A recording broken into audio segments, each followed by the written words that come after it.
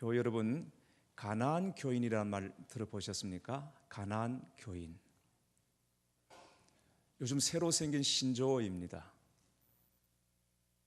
이스라엘 백성이 찾아갔던 약속의 땅 가나안이 아니라 안나가를 거꾸로 해서 가나안입니다. 안나가. 그리스도인이면서 교회에 출석하지 않는 성도를 일컫는 말입니다. 지금 한국교회 그리스도인 10명 중에 1명은 교회에 출석하지 않는다고 합니다. 이유는 바쁘고 피곤하고 또 교회에서 상처를 받고 이런저런 여러 가지 이유가 있겠지만, 가나안 교인이 늘어나는 가장 큰 원인은 자유롭고 싶다는 욕구 때문이라고 합니다. 매이기 싫다는 거죠. 속박당하거나 얽매이기 쉽지 않다는 거죠. 그래서 인터넷으로 주일 예배를 드리고 평일에는 스마트폰으로 묵상의 시간을 갖기도 한다고 합니다. 나름대로 열심히 신앙생활하고 있는 겁니다.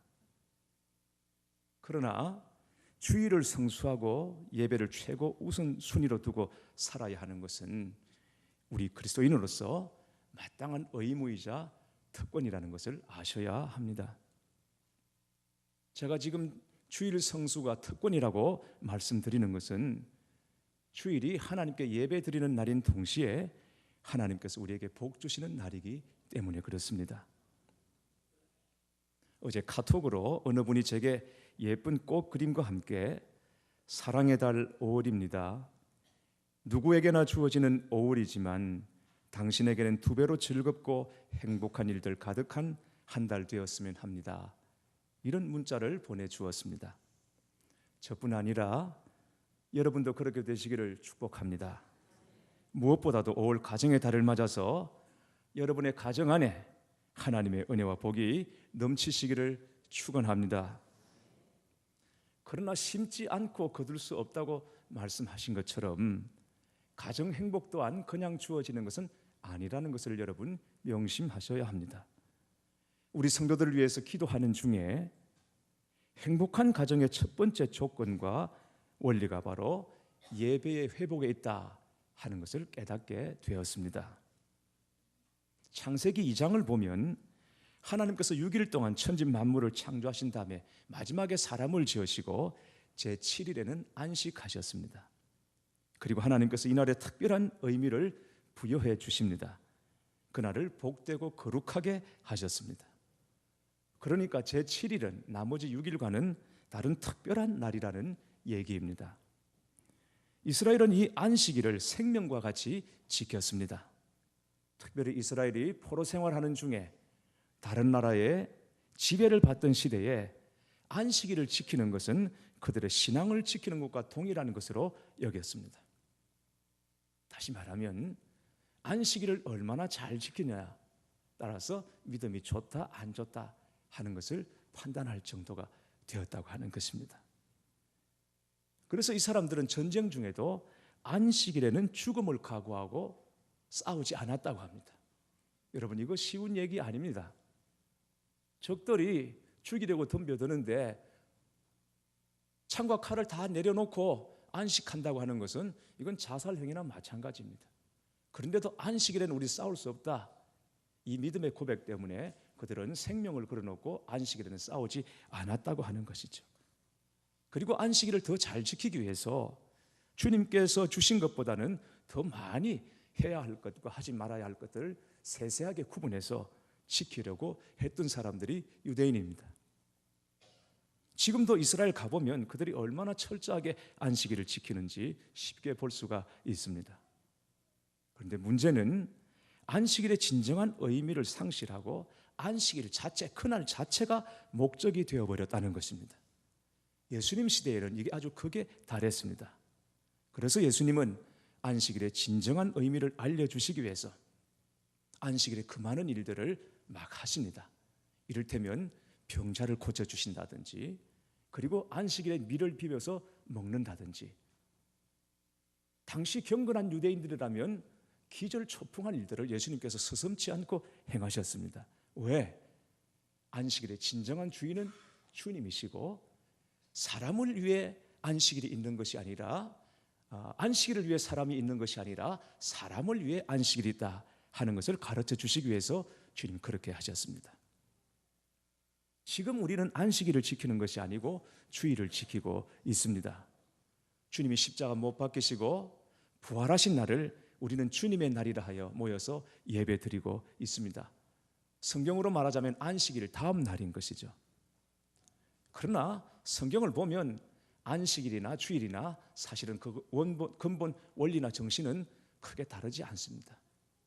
하나님께서 우리 지으셨다, 그리고 하나님께서 우리를 구원하셨다 하는 것입니다. 이걸 기억하는 것이 안식일이고 곧 주일인 것입니다. 그래서 우리를 창조하신 하나님, 우리를 구원하신 하나님을 찬송하고 높여드리고 예배드리는 것, 이게 안식일의 정신이고 곧 주일의 정신인 것이죠.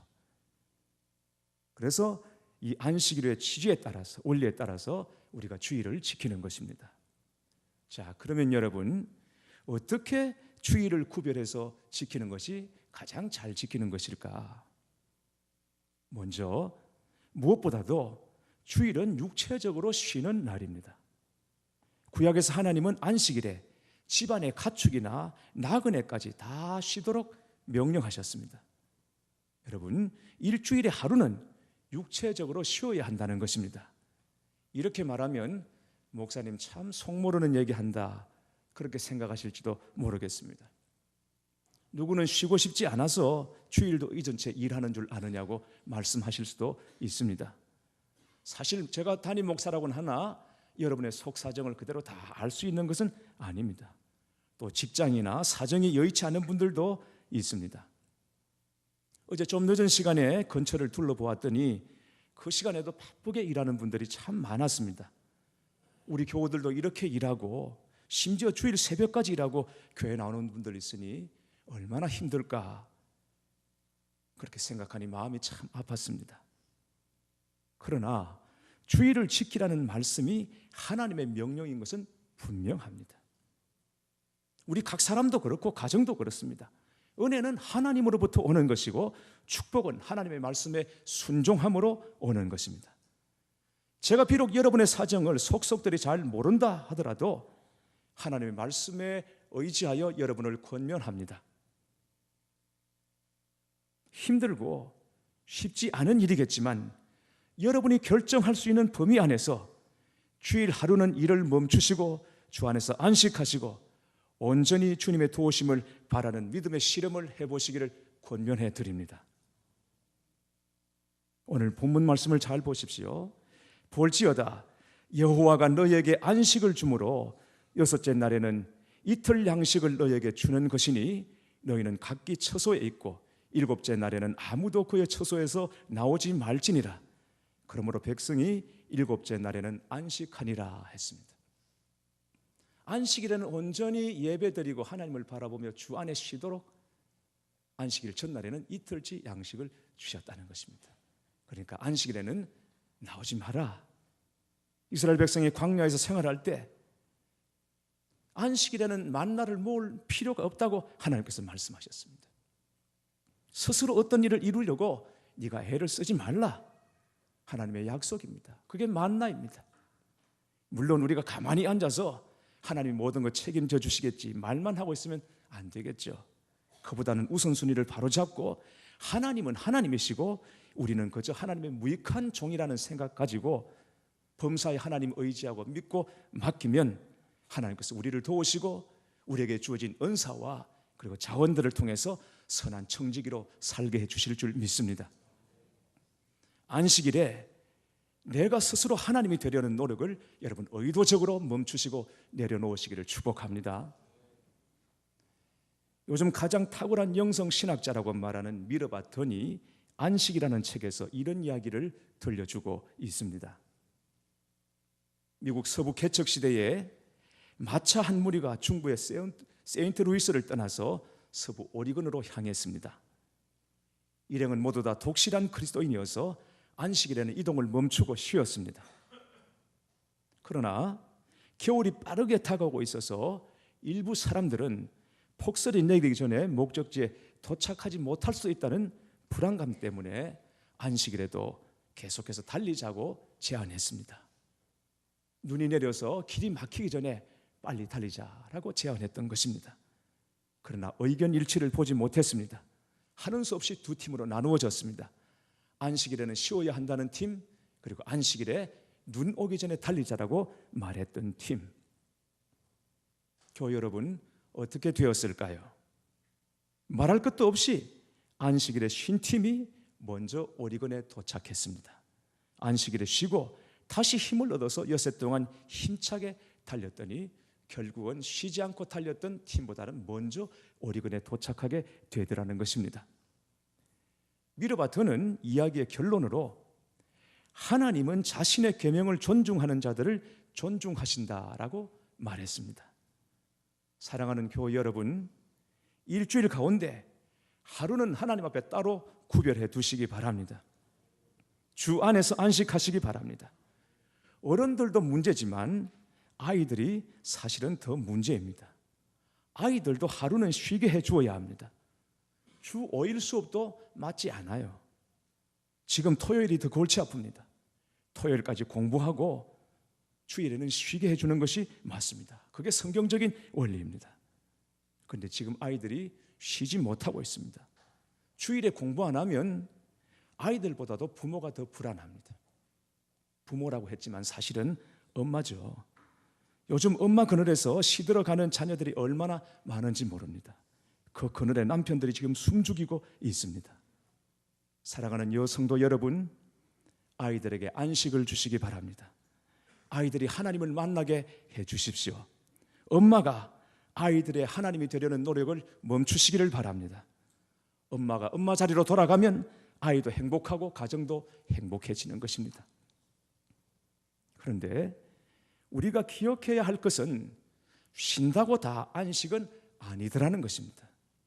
육체적으로 쉬는 것만 가지고는 안식이 안 되는 것입니다. 전에 어떤 고3 학생 하나가 너무 피곤하고 힘들어하고 아주 눌려 있어서 얼마나 힘드냐, 너 제일 해보고 싶은 게 뭐냐 지금 하고 그 아이에게 물었더니 그냥 아무도 깨우지 않고 그냥 그대로 나를 좀 놔두었으면 좋겠다. 그래서 내가 스스로 일어날 때까지 누가 깨우지 않고 잠을 잡았으면 좋겠다. 고3 아이의 소원이었습니다. 그 말을 들으니 얼마나 마음이 안타까워요. 그런데 그 아이 소원대로 됐습니다. 대학 시험에서 떨어졌어요. 그리고는 자는데 안 깨우죠. 아무도 안 깨우죠. 그냥 푹 자고 스스로 일어날 때까지. 그런 생활이 한 며칠 되고 나니까 이 아이가 힘들어 죽으려고 그러는 거죠. 너무너무 힘든 거죠. 아무것도 안 하고 그냥 잠만 드립다 자니까. 그래서 백수가 몸살 난다는 말이 거기서 나온 겁니다, 여러분. 그럼 진짜 쉬는 게 뭐냐? 뭐가 진짜 쉬는 거죠? 짐을 내려놓아야 쉬는 것입니다. 교회 여러분, 짐을 지고는 절대 쉴 수 없습니다. 어깨에 짐 지고 손에 짐 들고는 쉬어지지가 않습니다.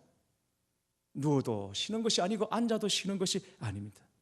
어쨌든 내가 가지고 있는 이 짐을 내려놓아야 쉴 수 있는 것입니다. 그렇다고 이 짐을 그냥 마음먹은 대로 내려놓을 수 있느냐? 그건 아닙니다. 왜? 내가 갖겠다고 내가 지겠다고 해서 진 짐이 아니기 때문입니다. 내가 이 짐을 져야지, 내가 이 짐을 가져야지 해서 지금 우리가 짐을 가진 것이 아니기 때문입니다. 세상에 짐 없는 사람은 아무도 없습니다. 그것도 너무너무 무거운 짐이죠. 내려놓고 싶어도 내려지지 않는 것입니다. 사실은 어디서 이 짐이 온 것인 줄도 모르고 우리가 살아가고 있기 때문에 마음대로 내려놓을 수도 없습니다. 여러분, 이사하시면 웬 짐이 그렇게 많은 거죠? 그 짐을 모으려고 모은 것이 아닌데 이사해보면 그렇게 짐이 많아요. 그 장만할 때는 다 비싼 돈 들여서 장만했는데 나중에 가보면 쓸모없는 그냥 짐이 되었습니다. 버릴 때 그냥 버립니까? 아닙니다. 다 돈 주고 버려야 하는 것입니다. 그래서 다음에는 절대 짐 모으지 말아야지. 그랬다가 한 2, 3년 있다 또 이사 가보십시오. 짐이 그렇게 쌓이는 것입니다. 인생은 그와 같습니다. 내가 챙기지 않아도 내가 모으지 않아도 그냥 짐이 쌓이는 것입니다. 인생은 짐을 쌓아가는 것입니다. 어깨에도 손에도 인생의 짐이 얼마나 무거운지, 이 짐을 내려놓지 않고는 진정한 안식이 없다라는 것이죠. 그런데 여러분, 세상에서 가장 무거운 것이 여러분 뭔 줄 아십니까? 뭐가 세상에서 가장 무거울 것 같습니까? 누군가 말하기를 세상에서 가장 무거운 것은 졸린 눈이라고 그랬어요. 이거는 어떻게 장사도 어떻게 할 수가 없다는 거죠. 천하 없는 장사로도 이 졸린 눈은 어떻게 할 수 없다는 거예요. 지금도 몇 분이 보입니다. 그렇게 지금 괴로워 죽으려고 하고 있습니다. 너무 고통스러워하고 있습니다. 여러분의 심정을 이해합니다. 왜? 여러분 지금 세상에서 제일 무거운 짐을 지고 있기 때문에. 천하 없는 장사라도 이 졸린 눈을 어떻게 할 수가 없어요. 너무너무 무거운 거죠. 그러나 그보다 더 무거운 짐이 있습니다. 무슨 짐입니까? 죄의 짐입니다. 이 죄짐만큼 무거운 것은 없습니다. 무슨 방법으로도 이 죄짐을 벗을 수가 없습니다. 내려놓을 수가 없습니다. 이 죄짐이 얼마나 무거운지 결국은 이 죄짐 때문에 사람이 죽습니다. 죄짐 때문에 사람이 죽어서 지옥 가게 되는 것입니다. 그 정도로 무거운 것이 죄의 짐인 것이죠. 그런데 여러분, 이 짐을 세상 누구도 어떤 사람도 무엇으로도 벗을 수 없지만, 벗겨줄 수 없지만 우리 주님만이 이 죄의 짐을 벗겨주시는 줄 믿습니다. 수고하고 무거운 짐진 자들아 다 내게로 오라, 내가 너희를 쉬게 하리라 주님께서 약속해 주셨습니다. 그래서 예배 가운데로 오늘 주님 우리를 초청하신 것입니다. 수고하고 무거운 짐을 진 우리를 불러주시고 우리가 지고 있는 이 수고롭고 무거운 짐을 벗겨주시기 위해서 저와 여러분을 이 예배 가운데로 초청해 주신 줄 믿습니다. 그래서 주 안에서 진정한 안식이 있는 것이죠. 주님을 만나야 온전한 안식이 있는 것입니다. 요한복음 4장에 보면 예수님께서 사마리아 여인과 대화하시는 장면이 나옵니다. 이 여인은 극심한 갈증에 허덕이던 여인이었습니다. 그녀는 물을 찾았습니다. 그래서 대낮에 사람이 없는 틈에 물동이를 이고 물을 길러 나왔습니다. 거기서 주님을 만났습니다. 그런데 주님은 그녀가 원하는 H2O가 아니라 생수의 근원이신 주님 자신을 이 여자에게 주셨습니다. 그 속에서 영생하도록 솟아나는 샘물이신 예수님을 만난 다음에 이 사마리아 여인은 인생의 갈증에서 비로소 벗어날 수 있었던 것입니다. 그리고 영혼의 안식을 얻을 수 있었던 것입니다. 그런데 여러분, 중요한 것은 이 이야기의 끝이 예배에 대한 말씀으로 결론이 나고 있더라는 것입니다. 사마리아 여인이 자신과 함께 대화를 나누었던 앞에 있는 이 낯선 남자가 바로 그들이 기다렸던 메시아 구세주인 것을 알고 난 다음에 갑자기 뜬금없는 질문을 합니다. 주님, 우리 사마리아 사람들은 여기서 예배 드렸고 남쪽 유대 사람들은 예루살렘에서 예배를 드렸는데, 그런데 남쪽 예루살렘에서 드리는 예배가 참 예배라고 말하는데 우리는 그다음 뭡니까? 어디서 드리는 예배? 그게 진짜 예배입니까? 뭐가 참입니까? 그렇게 뜬금없이 얘기가 예배로 흘러가는 것입니다. 여러분, 이게 주제가 안 맞는 것입니다. 물 얘기했다가 그 다음에 주님께서 남편 얘기했다가 이 여자가 그 얘기 듣고 난 다음에 예배에 대한 얘기로 주제를 바꾸어 버렸어요. 뭐가 맞냐 이거죠. 사마리아냐 예루살렘이냐 뭐가 맞냐? 그렇게 물었을 때 주님께서 뭐라고 말씀하십니까? 하나님은 영이시니 예배하는 자가 영과 진리로 예배할지니라 했습니다. 무슨 말입니까? 이 여인이 진짜 목말랐던 것은 바로 예배였습니다. 그녀가 목말랐던 이유는 그녀 안에 예배가 무너졌기 때문인 것입니다. 그런데 참 예배의 대상이신 예수님을 만남으로 그 인생의 갈증이 해결되었던 것이죠. 사람은 누구나 근원적인 갈증을 가지고 있습니다. 이 세상 무엇이 우리의 갈증을 해결하고 우리 안에 기쁨을 주고 만족을 줄 수 있겠습니까? 여러분의 자식이 여러분에게 완전한 기쁨을 줄 수 있습니까?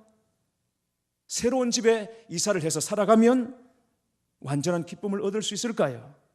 여러분이 진급하고 승진하고 성공하는 것이 진정한 행복이요 기쁨이고 그것이 완전한 것일까요? 그렇지 않습니다. 그 어떤 것도 완전한 기쁨이 아닙니다. 다 잠깐인 것입니다.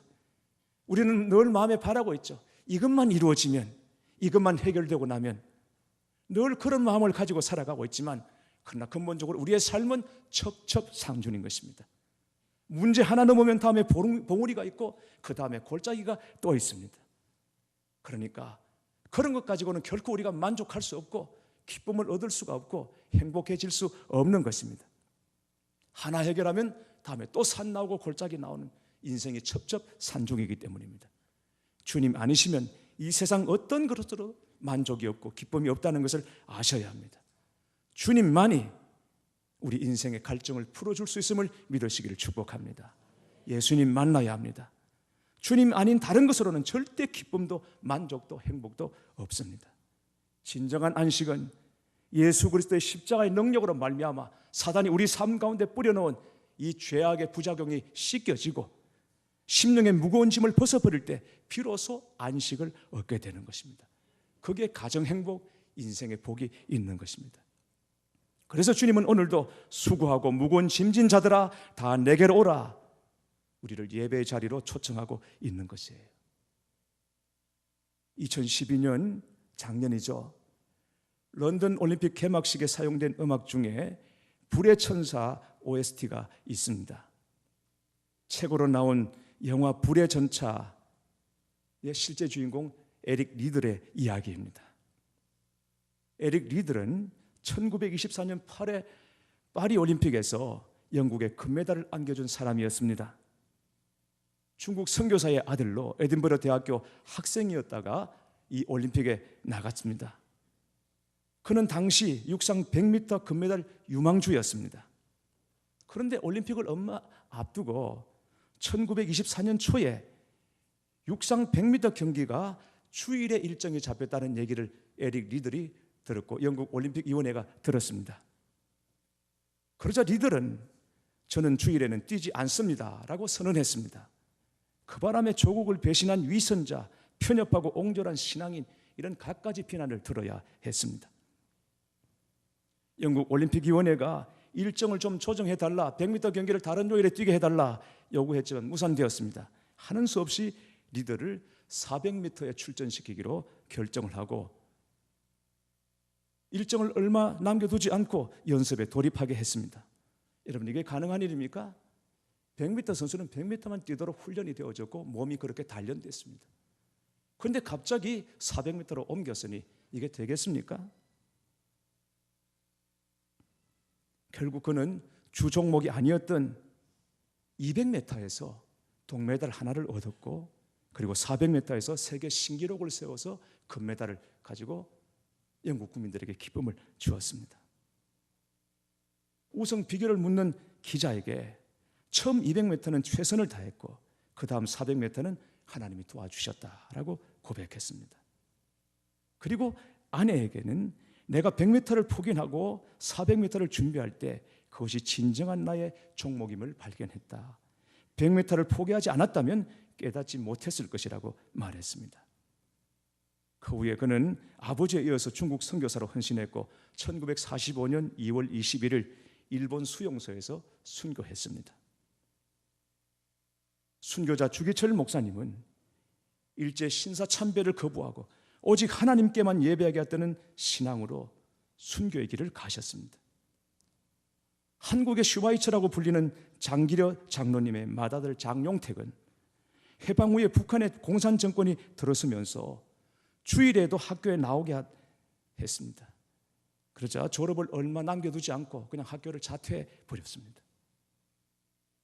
예배를 소중하게 여기고 주일은 하나님께 집중했던 이런 믿음의 선배들이 우리에게 소중한 신앙을 물려주었습니다. 그런데 이제 이런 사람을 찾아보기 어려워졌습니다. 힘들어졌습니다. 여러분, 이게 지금 우리 세대의 모습이라면 우리 다음 세대들은 어떻게 될 것 같습니까? 처음에 가나안 교인 예를 들었습니다만 근간에 청년 기독교인의 수가 급격히 줄어들고 있습니다. 전체 기독교인 수는 부합세지만 20대, 30대 청년들은 지난 몇 년간 약 9% 정도가 줄어들었습니다. 한국 사회의 전반적인 고령화 추세를 감안하더라도 이 감소세가 지금 예사롭지 않습니다. 여러분, 지금 제가 가상의 어떤 청년들을 말하는 것이 아닙니다. 바로 그 안에 우리 아이들이 있고 그 안에 우리 청년들이 있다는 것을 아셔야 합니다. 다른 어떤 것보다도 예배를 지켜야 합니다. 교회 위기는 외부에 있지 않습니다. 예배를 소홀히 하는 우리 자신이 가장 무서운 교회 적이라는 것을 아셔야 합니다. 교회와 함께 가정은 하나님이 만드신 거룩한 기관입니다. 하나님은 가정을 아름답게 디자인하셨습니다. 가정 행복이 하나님의 계획입니다. 지금 그래서 여러분의 가정은 어떻습니까? 하나님이 디자인하신 가정답게, 하나님이 계획하신 가정답게 복과 은혜로 세워지고 있는 것입니까?